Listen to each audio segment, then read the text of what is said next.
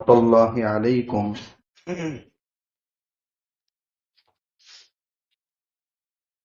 ومیثاقہ الذی واثقکم بہ اذ قلتم سمعنا واطعنا واتقوا اللہ ان اللہ علیم بذات الصدور۔ اور یاد کرو تم اللہ کی نعمتوں کو اور اس عہد کو جو اللہ نے تم سے لے رکھا ہے، جب تم نے کہا تھا کہ ہم نے احکامات سن لیے اور ان کو دل سے مان بھی لیا، اور اللہ سے ڈرو، بے شک اللہ دلوں کے بھیدوں کو بھی اچھی طرح جاننے والا ہے۔ کل سورہ مائدہ کی 6 آیت میں ایک حکم کا تذکرہ تھا جس کو تیمم کہتے ہیں، کہ اگر پانی موجود نہ ہو یا پانی موجود ہو مگر استعمال کرنے کی طاقت نہ ہو، یا ایسی بیماری میں ملوث ہے کہ اگر پانی استعمال کرے گا تو ٹھیک ہونے میں دیری ہوگی یا مزید بیمار ہو جانے کا امکان ہے، تو ایسے شخص کو تیمم کی اجازت ہے۔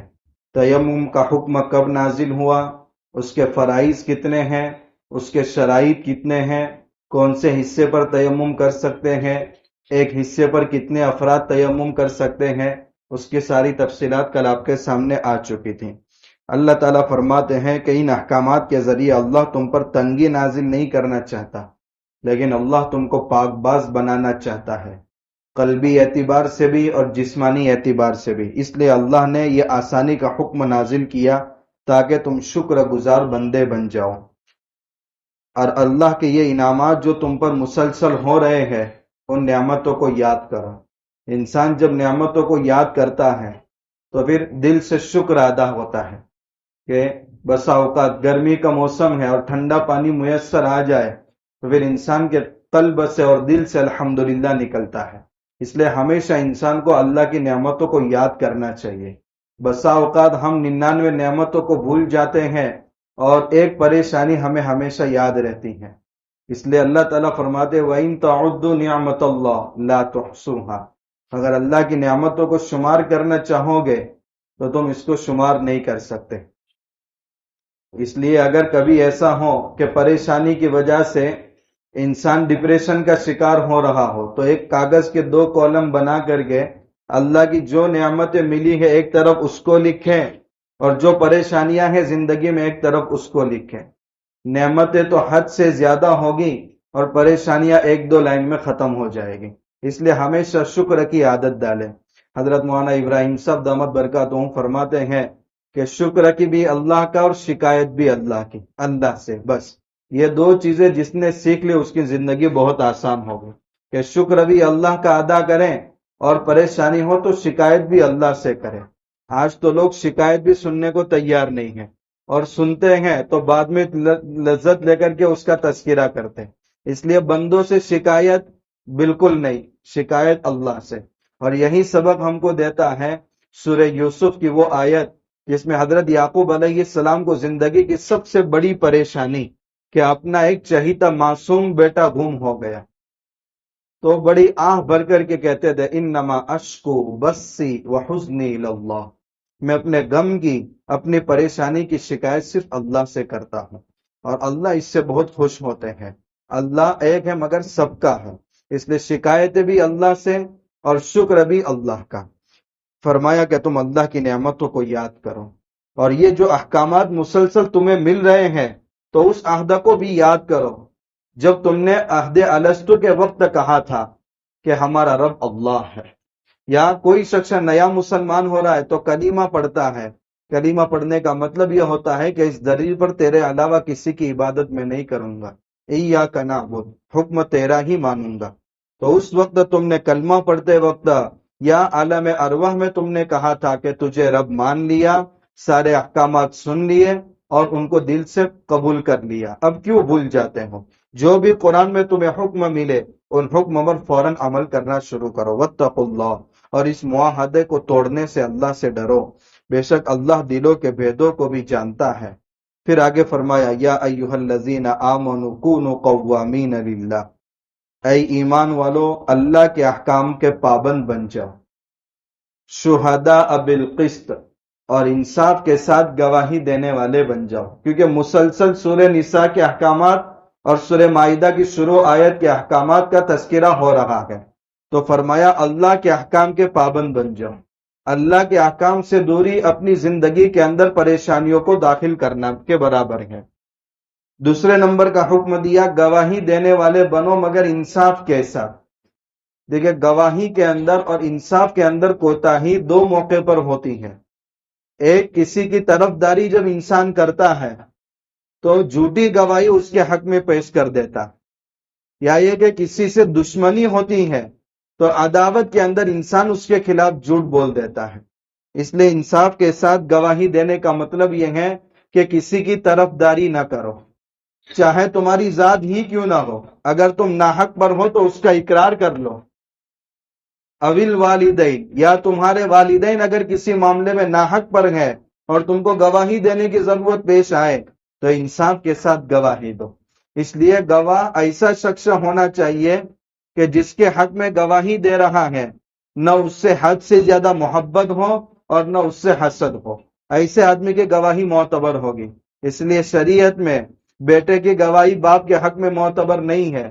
باپ نے کورٹ میں دعویٰ کیا کہ فلاں زمین میری ملکیت کی ہے، دو بیٹے آئے اور قاضی صاحب کے سامنے کہہ رہے ہیں ہم گواہ ہیں، بھائی بیٹے تو باپ کے حق میں ہی گواہی دیں گے۔ اس لیے گواہ ایسے نہیں ہونے چاہیے کہ جن سے محبت ہے، جن کے حق میں گواہی دے رہے۔ اسی طریقے سے دشمن کے خلاف بھی گواہی معتبر نہیں ہوگی، کیونکہ یہ تو پہلے سے اس سے دشمنی رکھ رہا ہے، ہو سکتا ہے کہ اس دشمنی اور عداوت میں اس کے خلاف جھوٹ بولے۔ اس لیے کہا گیا کہ انصاف قائم کرنے، انصاف کے ساتھ گواہی دینے والے بن جاؤ۔ گواہی ولا تکتموا الشہادہ، قرآن کی دوسری آیت میں کہا گواہی کو مت چھپاؤ۔ ومن یکتمها فإنہ آثم قلبہ، جو شخص گواہی کو چھپاتا اس کا دل گنہگار ہے۔ معلوم ہوا کہ کسی واقعے کو تم نے اپنی آنکھوں سے دیکھا ہے اور اس کے متعلق جب گواہی دینے کا مسئلہ ہے تو تمہیں گواہ بننا چاہیے۔ آج تو کوئی گواہ بننے کو تیار نہیں ہے۔ اس کی وجہ یہ ہے کہ گواہ کیوں نہیں بنتے؟ کیونکہ آج کی جو عدالتیں ہیں، یہ انگریز ہمارے ملک کے اندر ایسی گندگی چھوڑ کر کے گئے ہیں کہ ایک تو کوئی معاملہ اگر عدالت کے اندر جاتا ہے تو موت سے پہلے اس کا فیصلہ نہیں آتا۔ دوسرا کہ جو معاملے کے اندر گواہ بن گیا اس کو اتنا پریشان کیا جا رہا ہے اس کے بیان لینے کے لیے، جب بھی تاریخ پڑتی ہے گواہ کو حاضر کر کے پھر اس کا بیان لیا جاتا ہے۔ اب وہ نہ اپنے بزنس کا رہتا ہے، نہ تجارت کا رہتا ہے، نہ اپنے گھر بار کا کاروبار کا رہتا ہے۔ تو یہ تو ان لوگوں نے اتنا پریشان کر رکھا ہے، ورنہ اگر اسلامی نظام نافذ ہو تو وہاں تو سیدھا سیدھا اصول ہے۔ ایک مرتبہ گواہ کی گواہی لے لی، بیان ریکارڈ میں آ گیا اور جٹ منگنی پڑھ دیا۔ آج منگنی ہوئی کل نکاح ہو گیا، یعنی آج گواہوں نے بیان دے دیا کل اس کا فیصلہ ہو گیا۔ آپ عرب کے اندر دیکھتے ہیں فوراً گردن مار دی جاتی ہے اگر زنا کا ثبوت پیش ہو گیا تو، لیکن ہمارے عدالتوں کے اندر صبر ایوب اور عمر نوح چاہیے۔ حضرت ایوب علیہ السلام نے کتنے سال صبر کیا اپنی بیماری پر، اور حضرت نوح علیہ السلام نے 950 سال تک محنت کی ہے۔ تو ہماری عدالت میں اگر فیصلے کا انتظار کرنا ہو تو صبر ایوب اور عمر نوح چاہیے، تبھی فیصلہ مل سکتا ہے۔ اور آخر میں فیصلہ بھی نہیں ملتا، بھائی سمادھان کر لو، دونوں آپس میں صلح کر لو۔ تو بھائی اتنے پیسوں کھانے کا کیا مطلب؟ 5 لاکھ کی زمین دی، دو بھائیوں کے درمیان جھگڑا ہوا، عدالت میں 10 لاکھ ڈال کر کے آئے اور ملا کچھ بھی نہیں۔ تو کہا گیا کہ بھائی جب اس ملک کے اندر گواہ بننا بہت مشکل ہو رہا ہے کیونکہ اسلامی نظام نہیں ہے۔ اللہ کرے یہ نظام بھی قائم ہو جائے تاکہ شہادت کے مراحل آسان ہو جائے۔ پھر آگے کہا گیا کسی قوم کی دشمنی تم کو اس بات پر نہ ابھارے کہ تم ناانصافی کر بیٹھو، یعنی کسی قوم سے تمہیں دشمنی ہے مگر اگر وہ کسی معاملے میں حق پر ہے تو کہیں ایسا نہ ہو کہ تمہیں اس معاملے میں فیصل، حکم اور ثالث بنایا گیا تم اس دشمنی کی وجہ سے ان کے خلاف فیصلہ کر دو، نہیں، بلکہ فیصلہ تمہارا برحق ہونا چاہیے۔ حضرت علی رضی اللہ تعالیٰ عنہ کے زمانے میں جبکہ وہ خلیفہ ہیں، قاضی شریح رضی اللہ تعالیٰ عنہ قاضی تھے۔ حضرت علی رضی اللہ تعالیٰ عنہ کی ایک زرہ یہودی نے چرائی۔ حضرت علی رضی اللہ تعالیٰ عنہ قاضی شریح کے پاس آئے اور آ کر کے کہا کہ فلاں یہودی نے میری زرہ چرائی ہے۔ تو قاضی شریح نے یہودی کو بلایا اور بلا کر کے کہا حضرت علی کا دعویٰ ہے کہ ان کی زرہ تو نے چوری کی ہے۔ اس نے کہا یہ زرہ میری ہے، ان کی نہیں ہے۔ حضرت علی رضی اللہ تعالیٰ عنہ سے قاضی صاحب نے سوال کیا آپ 2 گواہ پیش کریں۔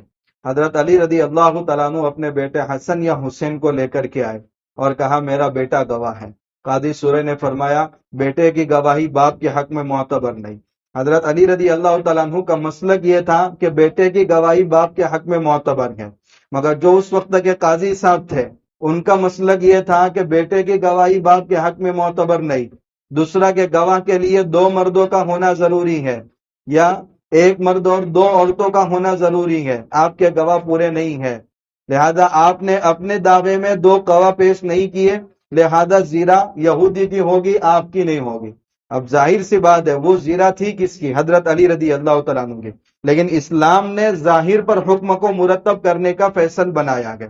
بھائی سیدھا سیدھا مسئلہ ہے، 2 گواہ پیش کرو، اگر 2 گواہ پیش نہیں کرتے تو سامنے والے کو قسم کھلاؤ، اگر وہ قسم کھا لیتا ہے چاہے وہ جھوٹی قسم کھائے مگر فیصلہ تو اسی کے حق میں ہوگا۔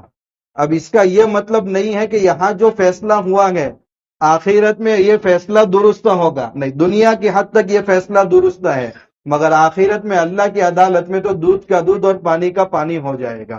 تو قاضی شریح رضی اللہ تعالیٰ عنہ نے اس یہودی کے حق میں فیصلہ کیا، حضرت علی رضی اللہ تعالیٰ عنہ نے اس فیصلوں کو تسلیم کر لیا، حالانکہ تھے خلیفہ لیکن عدالتیں آزاد تھی، آج حکومتوں کے ماتحت عدالتیں ہیں، اس لیے جو اشارے ملتے ہیں وہ فیصلے کرنے پڑتے ہیں۔ اس وقت حضرت علی رضی اللہ تعالیٰ عنہ نے بالکل یہ فیصلہ تسلیم کر لیا۔ تو جہاں اسلامی نظام نافذ ہوتے ہیں وہاں فیصلوں میں آسانی ہوتی ہے، ہر شخص ہر معاملے میں گواہ بن جاتا ہے تو آسانی سے وہ فیصلے رونما ہوتے ہیں۔ اللہ تعالیٰ فرماتے اعدلوا، ہمیشہ انصاف سے کام لو، هو اقرب للتقوی، یہ انصاف سے کام لینا تقوی کا ہی دوسرا نام ہے۔ ظاہر سی بات ہے جس کے دل میں اللہ کا خوف ہوگا وہی انصاف سے کام لے گا۔ واتقوا اللہ، اور اللہ سے ڈرو، بے شک اللہ تمہارے تمام معاملات سے باخبر ہے۔ پھر اللہ تعالیٰ نے اچھے لوگوں کے لیے وعدے کا تذکرہ کہ جو ایمان لائے اور نیک اعمال کرتے ہیں ان کے لیے مغفرت بھی ہے اور اللہ کی طرف سے بڑے اجر کا وعدہ ہے، اور جو ہمارے احکامات کو پس پشت ڈال دیتے ہیں اور قرآن کی آیات کا انکار کرتے ہیں یہ جہنم کے مستحق ہے۔ کل قیامت کے دن اللہ ان کے درمیان عملی فیصلہ کر دے گا۔ آگے کی آیات کا تذکرہ انشاءاللہ کل۔ سبحان اللہ۔